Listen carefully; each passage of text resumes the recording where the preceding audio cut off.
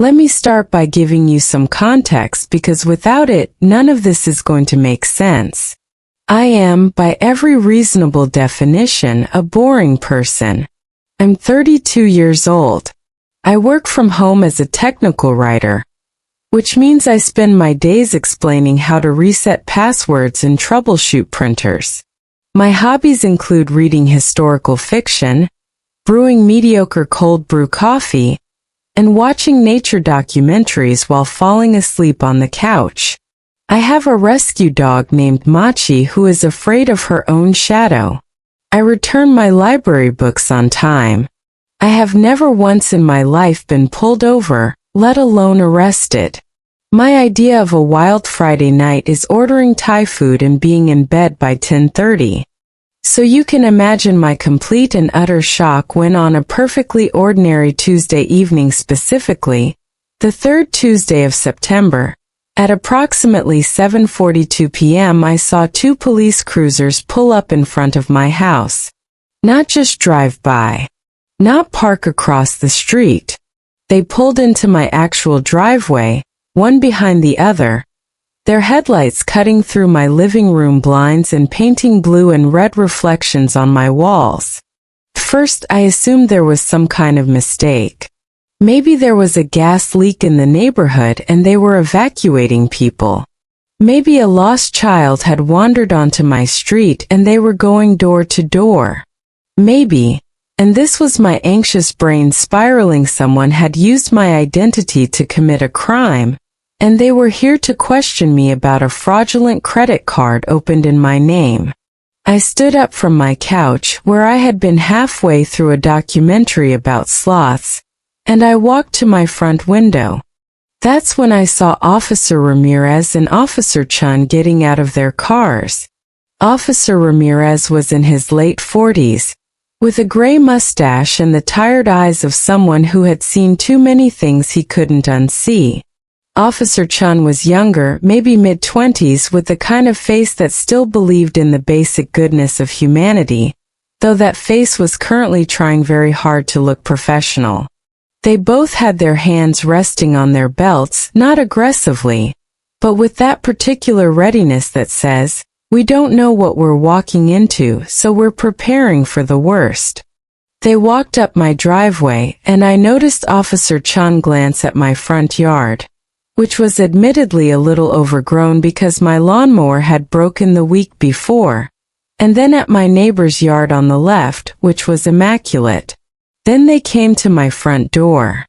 Sir. Officer Ramirez knocked. 3 firm raps. Could you step outside, please? Hands where we can see them. My heart started pounding so hard I could feel it in my temples. I looked down at myself. I was wearing a faded They Might Be Giants t-shirt from 2016, a pair of gray sweatpants with a small hole in the left knee, and mismatched socks. In my right hand I was holding a spatula because I had been in the middle of making pancakes for dinner, as one does when one is an adult with no one to impress. I opened the door slowly. What's going on? My voice came out higher than I intended. Sir, Officer Ramirez said, looking at my spatula with mild concern, we received a call from a resident on this street regarding a suspected disturbance. Can you tell us if anything unusual has been happening at your property recently? Before I could answer, I heard a sound from behind my house. A sliding glass door opening. Footsteps on a wooden deck. And then a voice, sharp, reedy, trembling with what I can only describe as righteous fury. There he is, officers. That's him. Right there. I turned. My neighbor Harold from the house directly behind mine, the one with the pristine lawn, the professionally installed security cameras, and the protected by Smith & Wesson sign bolted to his fence, was standing at his back porch. He was wearing what I had come to recognize as his authority figure outfit. Khaki pants, a navy blue polo shirt tucked in, and a pair of expensive walking shoes. His arms were crossed over his chest. His face was the color of a ripe tomato, and he was pointing at me, actually pointing, like a townsperson in a mob scene from an old Frankenstein movie.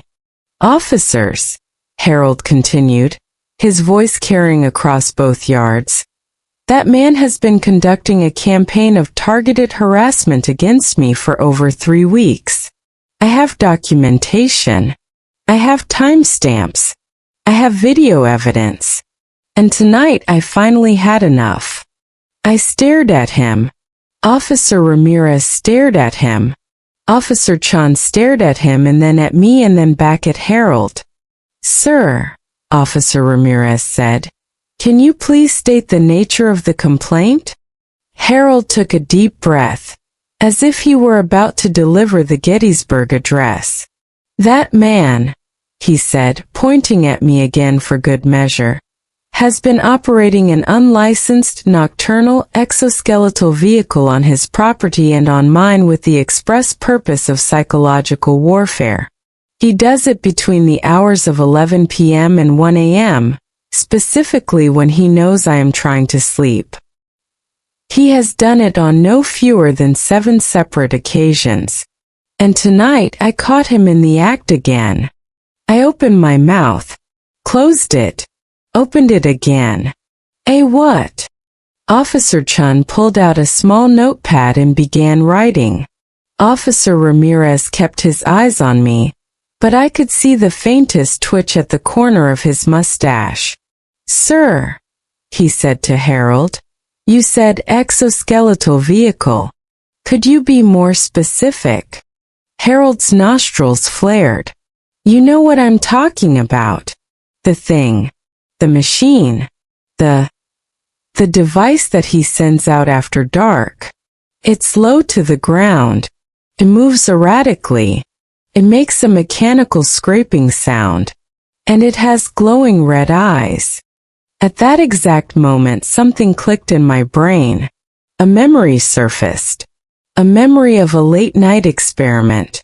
A memory of a broken piece of household technology that I had, perhaps unwisely, decided to repurpose for entertainment. And I started laughing. Not a polite chuckle. Not a nervous giggle. A full, deep, belly-shaking laugh that echoed off the fences and across the quiet suburban street. I laughed so hard my eyes watered.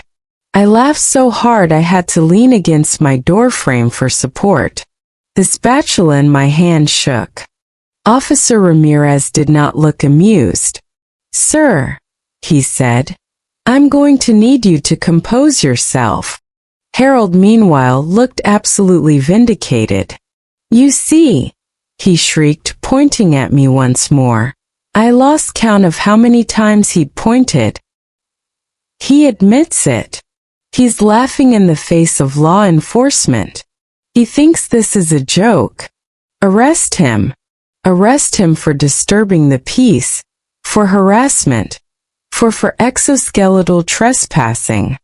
Officer Chun looked up from his notepad. "Exoskeletal trespassing isn't a crime, sir." "It should be," Harold shot back. I finally managed to get my laughter under control. I wiped my eyes with the back of my spatula hand and took a shaky breath. "Officers," I said, "I'm sorry. I'm really sorry. It's just I know exactly what he's talking about. And I promise you it's not what you think." "Then what is it?" Officer Ramirez asked. "He's talking about my Roomba. Silence. The kind of silence that follows a bomb defusing. The kind of silence that makes you hyper-aware of every ambient noise, the distant hum of traffic, the chirp of a cricket, the soft buzz of a streetlight. Your Roomba," Officer Chun repeated slowly. "My robot vacuum," I clarified. "You know, the little disc-shaped thing that cleans floors. About 4 months ago, I bought a used Roomba off Facebook Marketplace for $50. It's an old model. A 600 series, I think. It was manufactured in like 2014. It's loud, it's clunky, and it has the navigation skills of a concussed hamster. But my house has wood floors and Machi, that's my dog, sheds like it's her full-time job. So I set the Roomba to run every night at midnight. It cleans while I sleep. I paused. Officer Ramirez gestured for me to continue. The problem started about 3 weeks ago, I said. The battery started dying in the middle of the living room. I'd wake up in the morning and find the Roomba dead in the corner, halfway under the couch, making a sad little beeping noise. So I decided to replace the battery. I ordered one online. Came in the mail. And in my infinite laziness, or maybe my infinite curiosity, I decided to test the new battery before putting the outer shell back on. I explained that the Roomba's outer shell is a plastic disc that snaps over the internal components.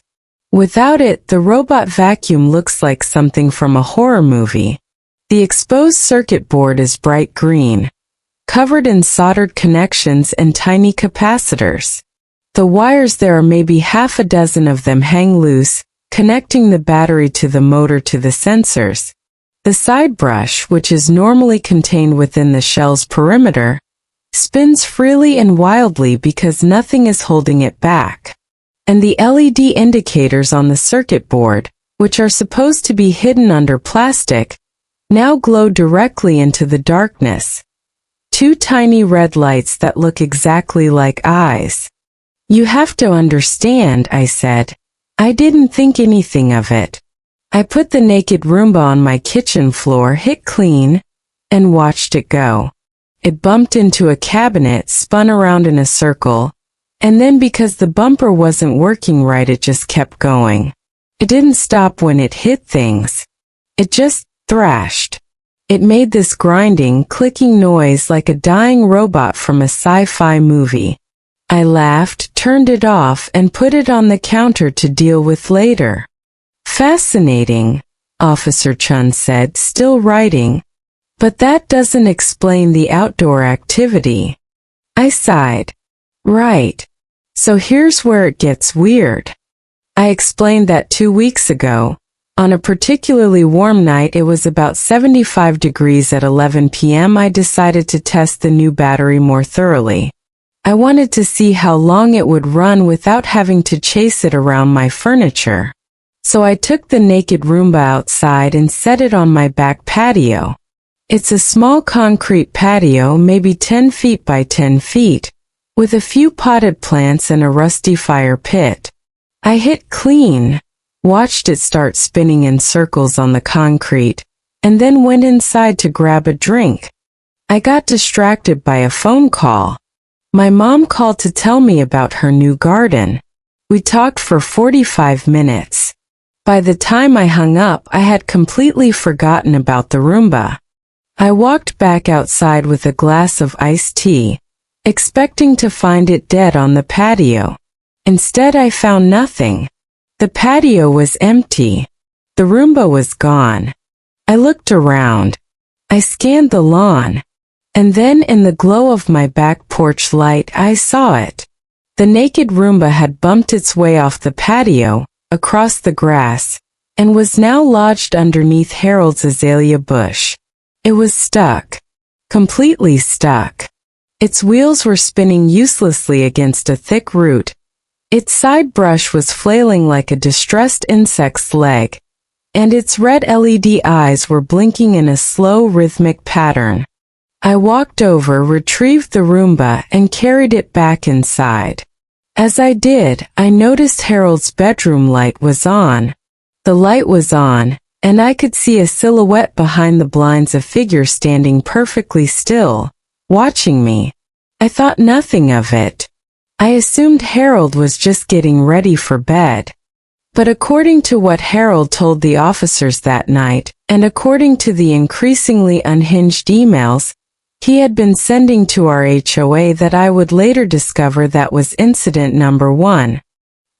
Here is what Harold claimed happened that night, in his own words, as relayed by Officer Chun reading from his notes. At approximately 11:47 p.m., Harold was lying in bed reading a book about coastal bird identification. He heard a sound. First he thought it was a cricket, but then he realized it was mechanical, a low, scraping, intermittent noise, like something dragging itself across dry leaves. He got out of bed and looked out his window, and that's when he saw it. A glowing spider-like entity emerging from the shadows of his azalea bush. It had 2 red eyes. It moved erratically, pausing every few seconds as if scanning for threats. When he turned on his back porch light, the entity froze and then he said it retreated back into the bush. A few moments later he saw me approach, pick up the entity and carry it into my house. Harold did not sleep that night. He spent the next morning researching mechanical spiders, drone surveillance, and signs your neighbor is a government operative. The next night, I did something that I now recognize in retrospect was not my finest moment. I thought Harold's reaction was hilarious. Not in a mean-spirited way, I genuinely found the idea of someone being terrified by a broken Roomba deeply, absurdly funny. So I decided to recreate the experiment. On purpose. I waited until 11:30 p.m. I made sure Harold's bedroom light was on. And then I took the naked Roomba outside, set it on my patio and hit clean. I watched from my kitchen window as the little Frankenstein monster of a vacuum bumped its way across my lawn. It got stuck in a shallow divot near the property line. Its wheels spun. Its side brush flailed. It made a sound like a dying weed whacker. After about 10 minutes, it finally freed itself only to immediately run into Harold's fence, spin in a full circle, and then die face down in the grass with its red eyes still glowing. I laughed so hard I choked on my iced tea. Then I went outside, retrieved the Roomba, and went to bed. I did this again 2 nights later, and again the next week, and again the week after that. Not every night I'm not a monster, but whenever I remembered or whenever I was bored, or whenever I had a particularly stressful day at work and needed a laugh. In total, over the course of 2.5 weeks, I conducted this little experiment on 6 separate occasions. To me it was a stupid, harmless joke. I wasn't hurting anyone. I wasn't damaging property. I was just watching a broken robot vacuum bumble around my yard like a lost puppy. It was no different from setting up a funny Halloween decoration. But to Harold, living alone in his silent, sterile house with his bird books and his security cameras and his neatly alphabetized spice rack, it was something else entirely. It was a campaign. A siege. A targeted psychological assault designed to break his spirit.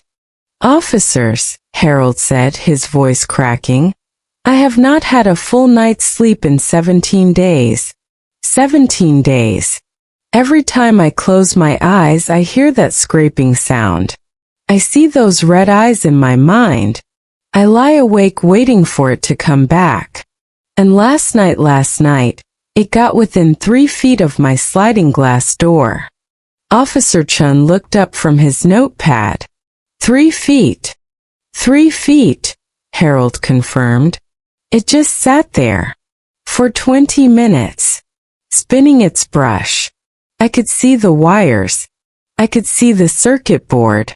It was looking at me. I know it was looking at me. I held my phone up to the glass and recorded it. I have the video right here. He pulled out his phone and thrust it toward Officer Ramirez.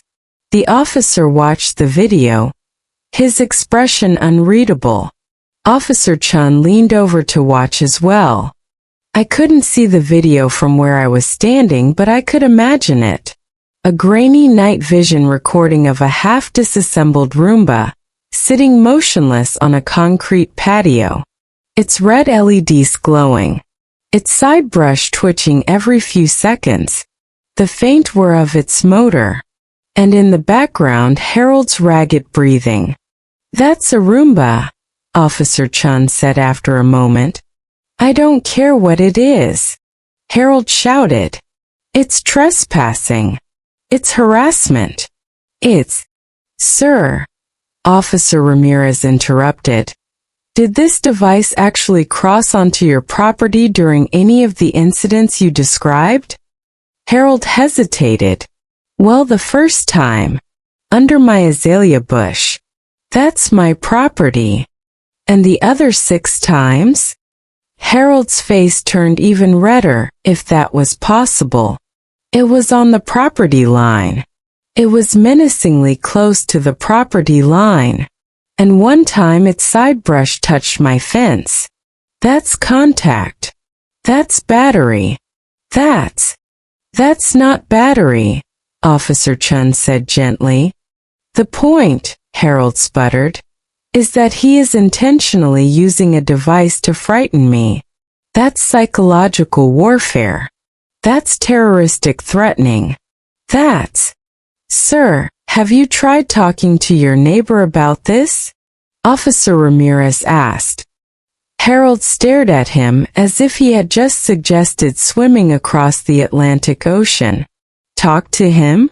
Why would I talk to him? He's clearly unstable. He sends robots into the night. He laughs when confronted by law enforcement. I'm right here," I said. "I know you're right there." Harold snapped. "I can see you. You're holding a spatula." I looked down at my hand. I had completely forgotten about the spatula. I was still holding it. I had been holding it for the entire conversation. "Would you like me to put the spatula down?" I asked Officer Ramirez. "That might be for the best," he said. I set the spatula on the porch railing. Harold watched it like it might attack him. Officer Ramirez sighed, the kind of sigh you hear from a parent who has to separate 2 children fighting over a toy, multiplied by 1,000. He looked at Harold. "Sir, I understand that this has been upsetting for you. But based on what you've told me, and based on what your neighbor has told me, I don't see any evidence of criminal intent. A broken robot vacuum on someone's own property, even if it occasionally wanders close to the property line, does not constitute harassment, stalking, or terroristic threatening." "The red eyes," Harold began, "are LED indicators," Officer Chin said. "My parents have a Roomba. The lights are red. It's normal." Harold looked like he was about to explode. His hands were shaking. His lips were pressed into a thin white line. "So that's it? You're just going to let him get away with this? He's going to keep sending his machine into the night and I'm just supposed to live with it?" Officer Ramirez turned to me. "Sir, I'm not going to arrest you. You haven't done anything illegal. But I am going to give you some advice." "Okay," I said. "Keep your robot inside after 10 p.m. Fix the cover so it doesn't look like a landmine. And maybe, just maybe, consider that your neighbor is genuinely distressed, even if you think his distress is unreasonable." I nodded. "I can do that." "Good." Officer Ramirez looked back at Harold. "Sir, if the device enters your property again, physically enters, not just comes close, you can call us. But before you do, I want you to ask yourself, is this really something you want to spend your time and energy on?" Harold didn't answer. He just stood there, arms crossed, glaring at me with an intensity that could have melted glass. The officers left. Their cruisers pulled out of my driveway and disappeared into the night.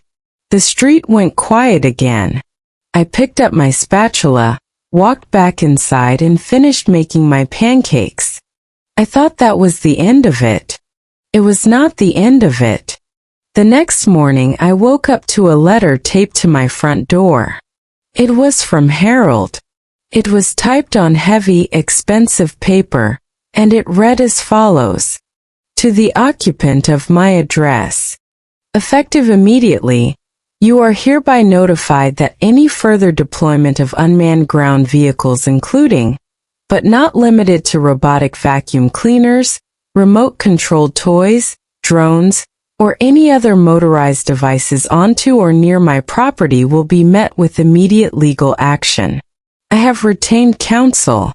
I have documented every incident. I will not hesitate to pursue a restraining order, a civil suit for intentional infliction of emotional distress, and any other remedies available to me under the law. You have been warned. Harold P. Whitmore 3. I read the letter 3 times. Then I laughed for about 5 minutes straight. But I also took it seriously. I didn't want to be the guy who got sued over a Roomba. So I put the outer shell back on. I replaced the battery properly. I reprogrammed the schedule so it only runs during the day, when I'm awake and Harold is at work. The naked, terrifying, red-eyed version of the Roomba now sits on a shelf in my garage, retired from active duty. For 2 weeks there was peace. Then Harold installed a motion-activated floodlight. Not a normal one, a commercial-grade one, the kind they use in prison yards. It's aimed directly at my backyard. It turns on if a leaf falls within 50 feet. It's so bright that when it triggers, which it does approximately 40 times per night, it illuminates not just his yard and mine, but also the yards of 2 other neighbors on either side. Those neighbors have started complaining to the HOA. The HOA has sent Harold 3 letters asking him to adjust the angle. He has ignored all 3. Then Harold put up a new sign on his fence. It says in bold red letters, "No unsupervised robots. Violators will be prosecuted." I saw that sign and laughed again. Then I took a photo of it and sent it to my mom. She thought it was the funniest thing she'd ever seen. But here's the thing. Here's the real ending to this story. Last week I was sitting on my back patio at dusk, drinking a beer and watching Machi sniff around the yard. Harold came out onto his deck. He didn't say anything. He just stood there looking at me. I looked at him. For a long moment neither of us spoke. Then I raised my beer bottle in his direction. Not in a sarcastic way, just in a simple neutral acknowledgement. A toast. A truce offer. Harold stared at me. He didn't raise his hand. He didn't nod. He just turned around and walked back inside, sliding his glass door shut with a soft click. I still live here. Harold still lives behind me. The Roomba runs during the day, fully assembled, quietly cleaning my floors. Harold's floodlight still triggers 40 times a night.